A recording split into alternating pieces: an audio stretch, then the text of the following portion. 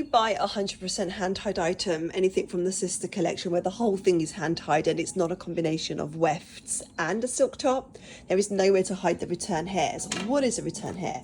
Many of you confuse the word return hair with broken hair. The hair hasn't broken.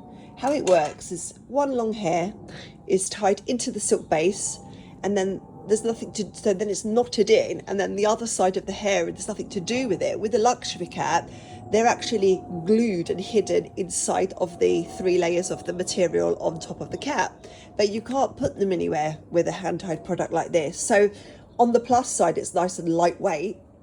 There's no wefting and extra layers, but on the other side, where do you put this return hairs? The only way to make a 100% hand-tied item look good is to get the return hairs made longer.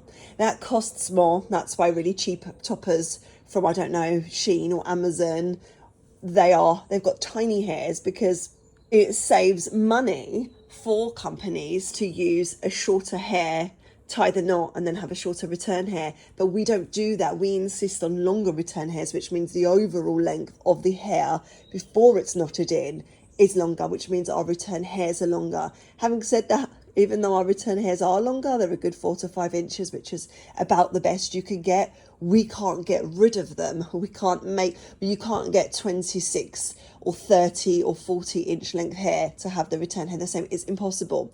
So if you hate the look of this, then I advise don't go for something that says 100% hand tied. This is the same for wigs, by the way, whether it's lace or silk or anything.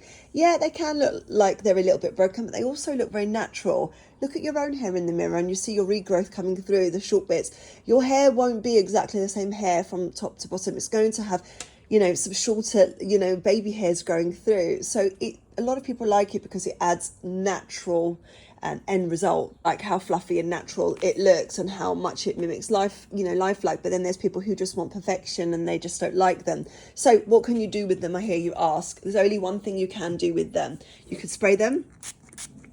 You train them to go where they're going to go. Obviously I do that for you at time of styling, and you can see already once I've sprayed they look like they're almost gone, and then you need to straighten them, and you don't straighten straight like that because they'll stick out more. I can't do this one-handedly, but as you're straightening, you're turning the straightener like that, so you're curving them in, and that's a really good way. And you do the same when you're curving a fringe, by the way. You just give it a little in, so wrist motion in, curl them in, and that helps disguise them. Can you get rid of them? No, they're part of the hair topper. They're the way the hair topper is made. You just can't get it without. I challenge you to try. You can't unless you go for a silk top. So smooth them, straighten them, and then embrace them. And then some of you ask me, what's all this at the end? Well, again, this is the last layer of the hooking. So there's nowhere to put them. There's no other layer to go over them. So yeah, that's why they show like that. But don't worry too much about this. This is the underneath. That's not going to show. And again, you could smooth that down and straighten it. The most important thing is focusing on the return hairs that are along the part line. Like I said, it's impossible to get one exact hair from top to bottom. You will have them. If you hate them, go for a luxury cap, because you won't get them with that, because they are hidden, they're cut and glued inside the cap. But with this, look, there's no way to put them.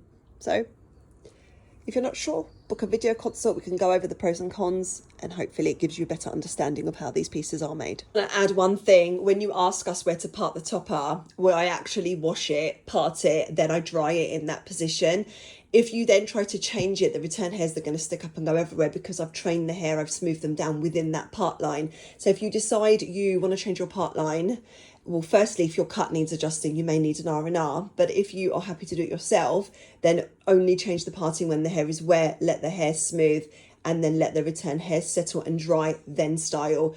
You're going to be fighting a losing battle if you try to change the part line while the hair is dry, because the return hairs will want to stick up because they've not been smoothed down. So I just wanted to add that in.